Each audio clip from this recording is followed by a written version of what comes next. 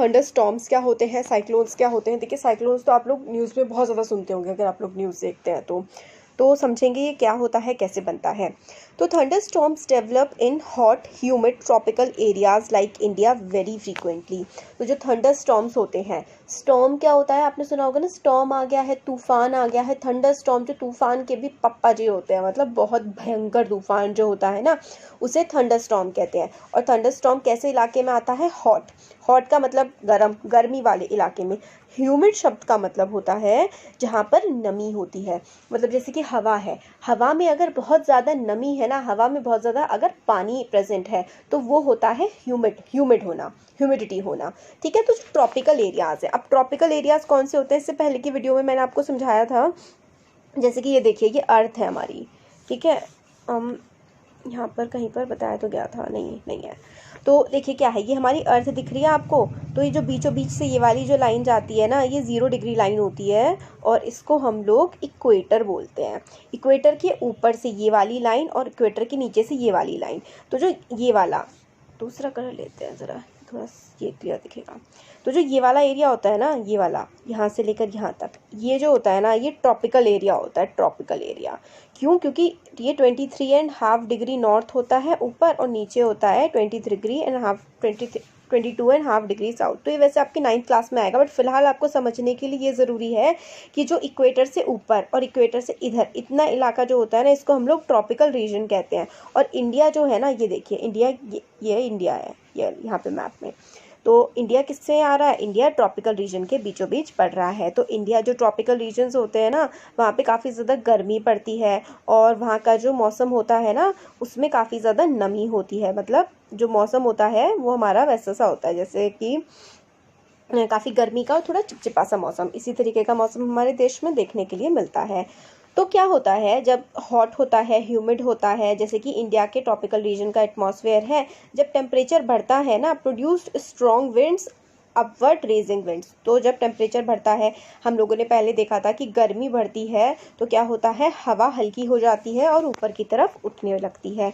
तो raising temperature, गर्मी बढ़ती है तो हवा जो है वो ऊपर की तरफ बहने लगती है। These winds carry water droplets upwards. और जब हवा ऊपर बहती है और हवा में नमी भी है, पानी भी है, तो वो अपने साथ ऊपर की तरफ वाटर ड्रॉपलेट्स को भी, पानी की बूंदों को भी ऊपर लेकर के जाती है। These winds carry water droplets upward, ठीक है। Where they freeze. तो जैसे कि नीचे की तरफ तो काफ़ी ज़्यादा गर्मी होती है, मगर हमारे एटमॉस्फेयर में जो ऊपर की तरफ हम जितना ज़्यादा जाते हैं ना, उतनी ही ज़्यादा ठंड बढ़ती जाती है। तो क्योंकि पहले गर्मी थी तो वो पानी था, फिर जब वो ऊपर जा कर के ठंड हो गई ना, तो वो जो वाटर ड्रॉपलेट्स थी अब वो क्या हो गई, फ्रीज हो गई, अब वो जम गई। और जब जम जाती हैं तो वो भारी हो जाती हैं और भारी होने की वजह से वो दोबारा से ज़मीन पर गिर जाती हैं। यही वाटर साइकिल हमारी होती है। The swift movement of the falling water droplets along with the rising air create lightning and sound.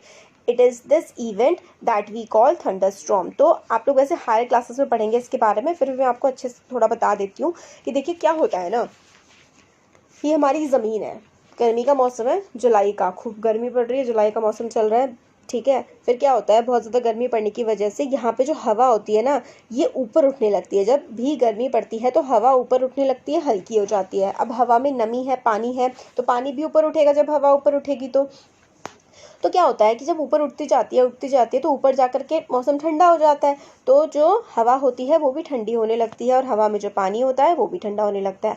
और ऊपर जाती है हवा तो जो पानी होता है ना, जो ठंडा हो चुका था, अब वो बर्फ़ के छोटे छोटे टुकड़ों में कन्वर्ट हो जाता है।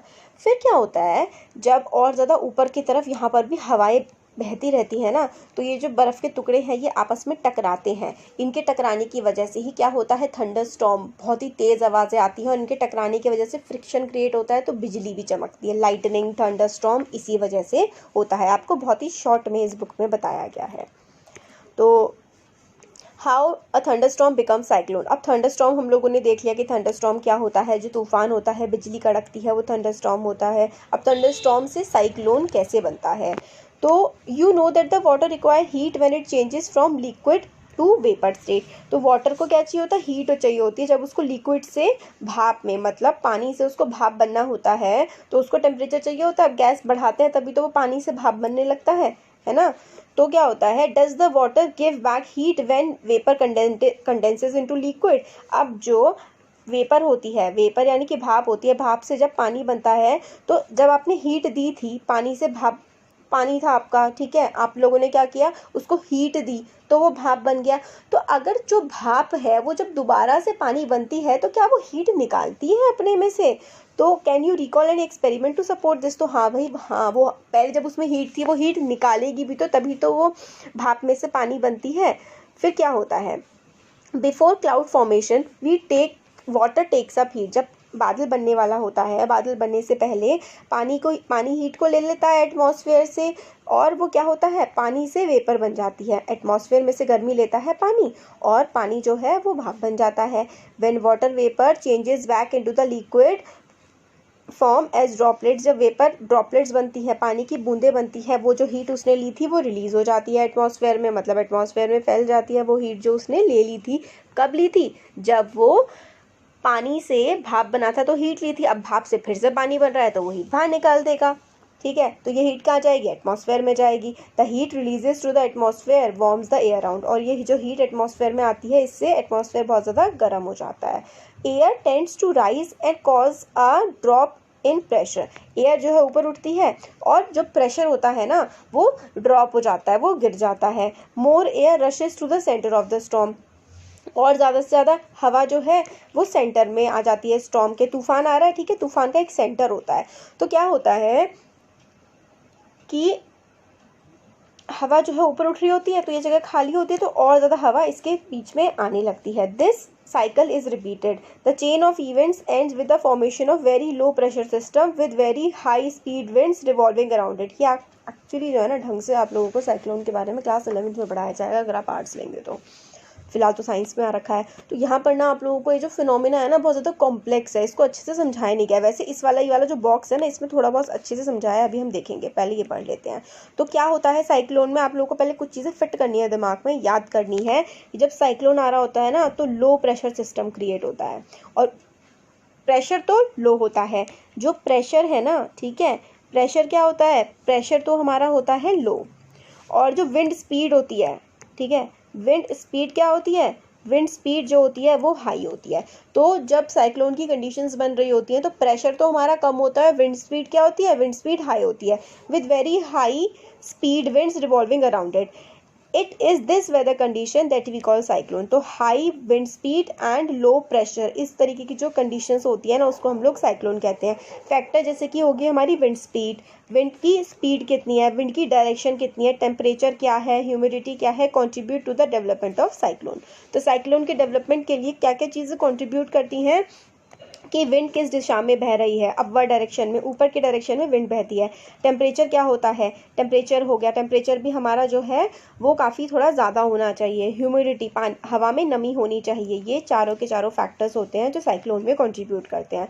तो factors that contribute to the cyclone are क्या क्या है, एक तो आपकी हो गई विंड स्पीड, ठीक है, पहली विंड स्पीड हो गई, फिर आपका टेम्परेचर हो गया, विंड की डायरेक्शन हो गई, और ह्यूमिडिटी, ये 4 फैक्टर्स होते हैं। अब यहाँ पे बताया गया हमें स्ट्रक्चर ऑफ साइक्लोन की, जो साइक्लोन होता है वो किस टाइप का होता है। तो जो सेंटर होता है ना साइक्लोन का, वो बहुत ज़्यादा काम एरिया होता है, मतलब आसपास साइक्लोन आ रहा होगा और साइक्लोन के जो सेंटर होगा ना, आसपास तबाही मची पड़ी होगी, बट बिल्कुल जो सेंटर होगा साइक्लोन का वो एकदम शांत होगा, और उसको क्या बोलते हैं, आई बोलते हैं, आई ऑफ द स्टॉर्म। उस स्टॉर्म की या फिर उस साइक्लोन की आई, आँख बोलते हैं। अ large cyclone is voluntary rotating mass of air in the atmosphere 10 to 15 kilometre high.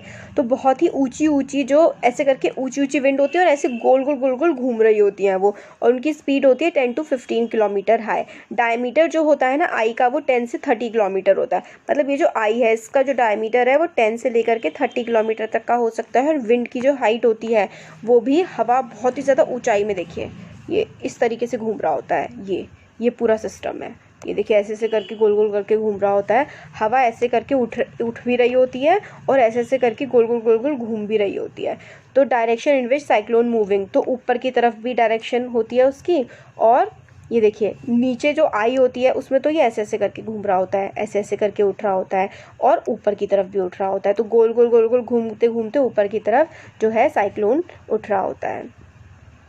तो यहाँ पे a large cyclone is a violently rotating mass of air in the atmosphere. तो काफ़ी जो लार्ज साइक्लोन होता है ना, वो क्या होता है, बहुत ही तेज़ घूमता हुआ मास होता है, एयर जो है बहुत ही तेज़ घूम रही होती है, 10 से 15 किलोमीटर हाई, डायमीटर जो होता है वो 10 से 30 किलोमीटर तक का होता है।